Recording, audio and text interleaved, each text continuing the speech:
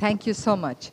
I was called in for a rehearsal here yesterday, but I wasn't in the town, so it wasn't possible for me to make it. And ever since I entered this hall room, I was talking to myself about what should be my opening statement. And I must tell you, I'm at a loss. I don't have any opening statement to offer. The topic that I will be talking to you all about is promoting environmental justice.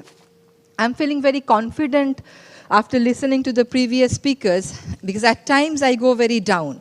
I feel very frustrated because the things that I want to do, I take them up to a given level, but beyond that level, pushing it becomes very difficult because the governance in which I operate is not always very friendly. But if someone can dream of bringing in discipline to the chaotic traffic condition of Dhaka, why can't I dream of promoting the environmental justice for the people of this country? I think there is every hope in what I do. What does environmental justice mean? Is there any globally accepted definition? Let me start by saying that there is no globally environmental definition of the notion called environmental justice. What means environmental justice to the rich may not mean the same to the poor. What means environmental justice to the US may not have the same meaning to the people of Bangladesh. But this is a definition that I have borrowed from the US EPA. Basically, it says that environmental justice means the fair treatment and meaningful implementation of all people in the development, implementation, and enforcement of environmental law. And they have also defined fair treatment. They have also defined meaningful involvement. Meaningful involvement means that the community that will be affected by a given decision has to be consulted in a way that if they oppose a decision, the government takes notes of their concerns and accordingly changes the decision. And fair treatment means that no group of the population should bear any disproportionate burden of any environmental decision. It's not very easy to define environmental justice because it depends and varies from context to context, but environmental justice actually makes connections between environmental and social issues. I remember when I first started my career and I would go to the court with an issue which is totally non-conventional, the conventional lawyers would tell me, now she has come to waste the time of the court. Because the laws that I talk about, nobody has talked about implementation of those laws for 200 years. And nobody thought that these laws have any potential of solving people's problems that have been persistent in the society for God knows how many years. But the environmental laws, if you want to transform it into the justice notion, it actually links the society and the legal system. Environmental justice also provides opportunity for building broad-based coalition, and it makes profound changes to enhance the quality of the people whose life a particular river system or the air of Dhaka is affecting. But it's not an easy task because those who are well served by the system about which the first speaker of this session was talking about, they would definitely be out there to resist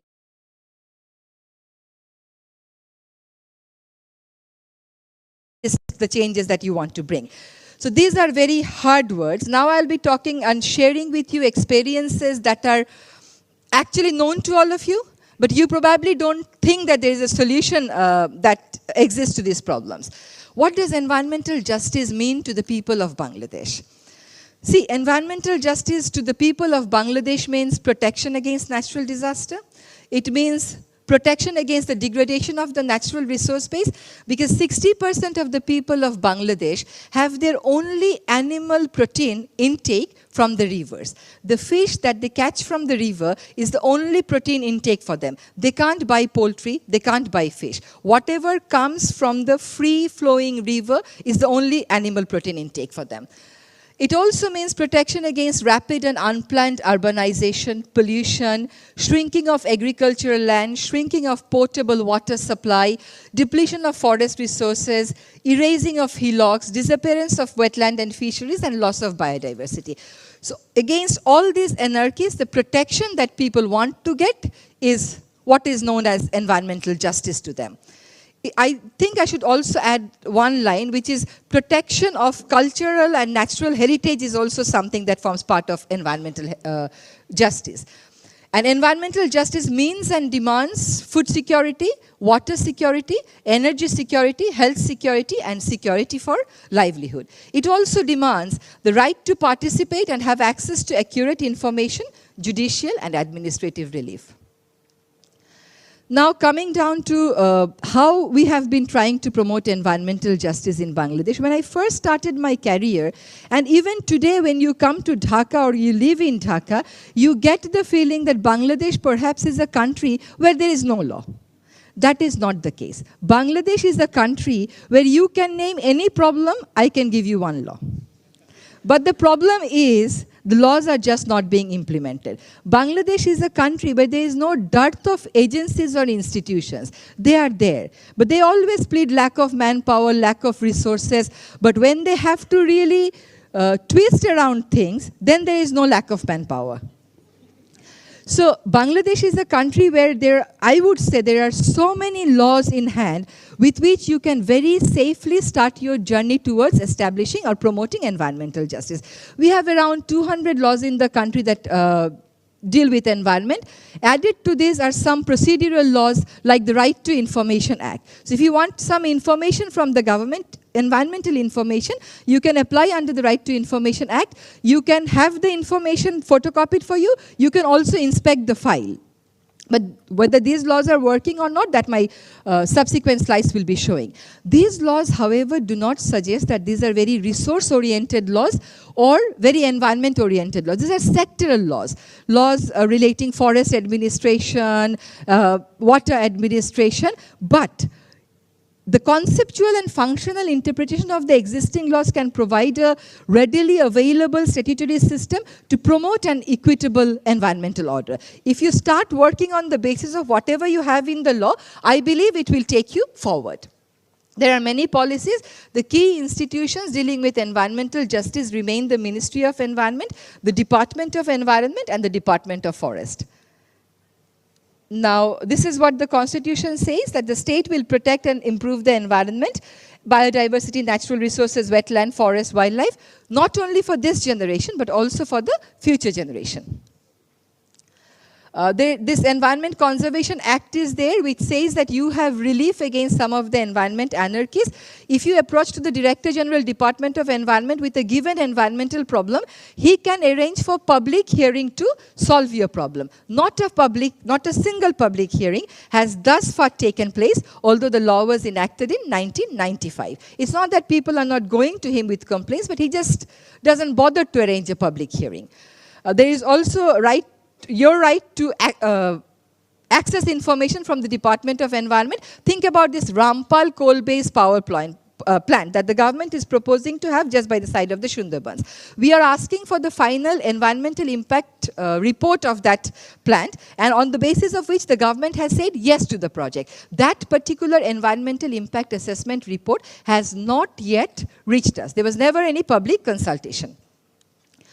These are the sectoral laws. I will not be wasting time on this.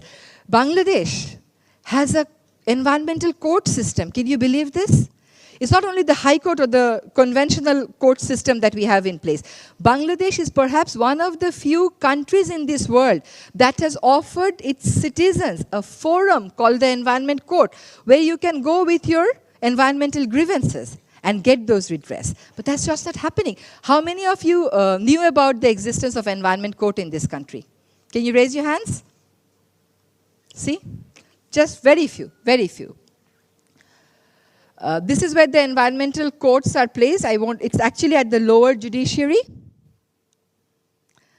The environmental court had dealt with 1,123 cases, out of which 424 cases have been disposed of. The High Court has very wide power to deal with environmental offenses, because environmental right has been interpreted as being inclusive within the right to life of all the citizens of Bangladesh. If you don't have a sound environment, there is no point having right to life. If you have to inhale the polluted air, what is the point of just living there, inhaling the polluted air all your life? And the High Court actually has played a very significant role in very progressively interpreting some of the sectoral laws, this 210 laws, and also relaxing some of the procedural requirements of filing cases. Now this is despite all the laws, despite having the key institutions needed for protection of environment, despite having the constitutional commitment to protect environment, this is how our environment looks like. If you see, this is the waste being dumped by the Dhaka City Corporation in the Buriganga River. And on this side you can see how the tanneries and textiles have taken rivers as a free and common dumping zone and are actually dumping all their untreated waste into the river. This is how wetlands are being filled up. By the way, the place where I am standing today, 20 years down the line, this particular land area was demarcated in the master plan of Dhaka as main flood flow zone. A very powerful, influential developer decided to get the map changed. So the plan was changed, and this area, which was a main flood flow zone, has changed from main flood flow to housing and ancillary. And this is another mega housing. Fortunately for us, after 8.5 years of battle, this particular housing project has been declared illegal. But by the time they were declared illegal, look at how they have filled up the wetland and the size of the trees. So it was an 8.5 years of legal battle. We have managed to stop them. This is another one that's coming up. There are about 87 of them. And in this particular area, this particular guy has grabbed the lands of the farmers. And according to the government report, of the 230 acres that he has filled up, he owns only about 40 acres. The rest belong to the farmers of this country. So it's very clear as to what environmental justice means to the farmers who have lost their lands to this very powerful land developer or land grabber. This slide was shown by my previous speaker. This building, when we first filed the case, the BGMEA that claims itself to be the largest export earner of the country went before the court and said they haven't constructed the building on any wetland. Thanks to the government, because it cleaned up the surrounding area, and then only the building started reflecting on the water. If it is not water, if it is glass, I can't argue, but this is how it looks today. When I show this slide to other audience, I used to put a note of exclamation. I don't do it anymore. It's a note of interrogation. The reason is that note of exclamation, I would always ask myself, would this building be ever directed to be pulled down? Would the High Court come forward and say that this is an illegal building, not because only it's on the wetland, but because it has no approved building plan? Second, the land on which they have constructed the building was not the land that was given to them. It is the land adjacent, but they have constructed it there. So I went to the High Court division, and the High Court division last year gave the full judgment saying that the building is illegal and it has to be pulled down. But the tragedy lies in the fact that one Prime Minister of Bangladesh laid down the foundation stone of this building. The other Prime Minister of Bangladesh inaugurated the building. Then came the High Court, and the High Court said that it's actually illegal. Many more to go when you can clap. So the High Court came forward and said that it's illegal. Then the Prime Minister recently said that it's an eyesore. But who is going to pull down the building still remains a question. So whether they'll enjoy the culture of impunity or not is something I would like to see in future. This is what the Forest Department has done. I was reading a report that the government has submitted to the Rio Plus 20 process, and there the government has claimed that the Forest Department of Bangladesh has very successfully managed the forest. And in the last 20 years, the forest coverage has come down from 16% to 6%. Maybe that is how one defines success, I don't know. This is what is happening when we talk about rule of law and other things. Let's think about environmental justice. It is the same thing. If you see Bangladesh going to the UNFCCC process and telling the Western countries to make a compromise with their lifestyle and to reduce less carbon, then the leaders of the Western countries come forward and say, but we can't compromise with our lifestyle. The same thing is happening here in Bangladesh too. when I tell the government that shut down the Hazaribagh tannery, the government says, well, 10,000 people at least are dependent on that tannery. But in the process, we are losing the whole Buriganga River, and there has been no cost-benefit analysis, no impartial cost-benefit analysis to tell us whether it's much better to have the Buriganga or the tannery that's polluting all the time. Here, it is the standard that the Western governments have taken, which I call a double standard. They are keeping their beaches protected. They're sending all their toxic laden ships on our beaches because we are poor. We can afford to exploit people in the name of employment, and you have seen the age of the people working there. They are between 14 to 18. So 14 to 18 malnourished youngsters traveling all the way from the northern side of Bangladesh to the southern side to break one ship manually in 2 months. If this is what you call employment, I would strongly disagree, and I would say it is actually exploitation in the name of employment. This is another problem. If sea level rises by 1 meter, the way I draw the map of Bangladesh, my children will not be able to draw it the same way. They'll have to draw it differently. And environmental justice to the people living in the coastal areas of Bangladesh mean rehabilitation and resettlement. They'll be losing their homestead, their ancestral land, without any fault of their own. This is how the coastal areas of Bangladesh look like. The government, to satisfy the Western consumers, decided to cover 17% of the agricultural land with saline water and do shrimp cultivation there. In the process, the greenery got lost. And we are now exporting shrimp that many Western people are having, but our people in those areas are not getting drinking water. Some of our achievements, I mean, it's not all very gloomy. We fought back. We fought back because the law is there. We fought back because we know that morally we are right and something should be done about it. So we started using law as a tool. And although people are scared of the lawyers and the judiciaries, common people, when they come to us, they're not scared of us. So the legal battle or the fight of promoting environmental battle has actually managed to minimize, to some extent, the gap between a very vital public agency like the judiciary and the common people. They now have managed access before the judiciary to redress their environmental grievances through a mechanism called the public interest litigation or class action suit. So the mega housing project where you see those standing trees have been declared illegal. The court has said that the area has to be restored back to the original position, and those who have paid money, they will be compensated with twice the amount. This is a landmark victory. However, it took us 8.5 years, and the party that has lost has filed review. So we don't know how long that's going to take. Tanneries have been directed to be relocated time and again, but it is not the tannery owners who plead time for extension of the court order. It is the government who appears on behalf of the tannery owners and pleads time. So you see, the regulator has stepped into the shoes of the business people, and the identity of the regulator has actually merged with the identity of the business people. BGMEA building has been declared illegal. This was the first application we made under the Right to Information Act in Bangladesh, the first ever application.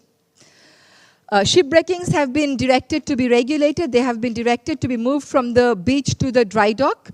They said no ship that would come to Bangladesh would come without being pre-cleaned outside the territory of Bangladesh. But all these directions have been regardlessly flouted by the very limited manpower that the government has. Imagine if the government had more manpower without the right set of motivation, what would have happened to us? Saline water shrimp, the court has said that EIA, environmental impact assessment, has to be made mandatory. No shrimp farming on agricultural land. This has empowered the people so much that they have now resisted and have managed a large area from, have managed to free a large area from salinity intrusion. However, what are the factors that are impeding realization or promotion of environmental justice? One is clear lack of political commitment. The second is, I won't say that much capacity. If they want to screw up things, then they can screw up things with lack of capacity. But if they want to really, if they're required to deliver, there they can't deliver because they're few in number. Thank God that they're few in number. But there is not only lack of capacity, there is lack of commitment as well. the sufferers of environmental anarchies are usually the poor people. They won't dare file case against the rich industrialists. And there is no state mechanism in place that would actually come forward to aid the poor people. The culture of impunity is there. I have been trying to get information about 87 other defiant housing companies. The law says I'll get the information in 20 days. 9 months have passed. I haven't got the information yet because they have seen what I do with the information, so they don't trust me with the information anymore. And then there is absence of bylaw, but these are very loaded things. I won't be giving you any more trouble before lunch. The dilemma continues. The government has only carrot for the polluters. There is no stick. The government has decided to double the cost of tannery relocation. The government has provided the tannery owners with plots. The government has constructed the central effluent treatment plant for them. The government does it with our money, not with government's own money. And now the government has agreed to pay them compensation because they have so kindly agreed to move from Hazaribagh to Savar. So this is the last slide that I had to show. While we have empowered the community, and I would claim that we have managed to bridge the gap between the judiciary and the general people to a great extent, particularly when environmental violations are pleaded, when community come to us with their environmental grievances. This is a minister who comes from Chittagong. So, and shipbreaking also takes place in Chittagong. When he went to Chittagong, the shipbreakers wanted a solution about the shipbreaking industry. And he said, I would have solved the problem for you long back. But a bad genie scrolls on the veranda of the High Court. And it is because of this bad genie that I haven't been able to solve it. So although we have managed to start the implementation process of the law, the judiciary has been extremely helpful. Some government offices, some individuals have been helpful. Community is totally with us. General people's support we have, but not in a very organized manner. What we still lack is political commitment. And we all have to work together to ensure that our leaders feel the pressure, our leaders start listening to our concerns and voices and act accordingly. Thank you very much.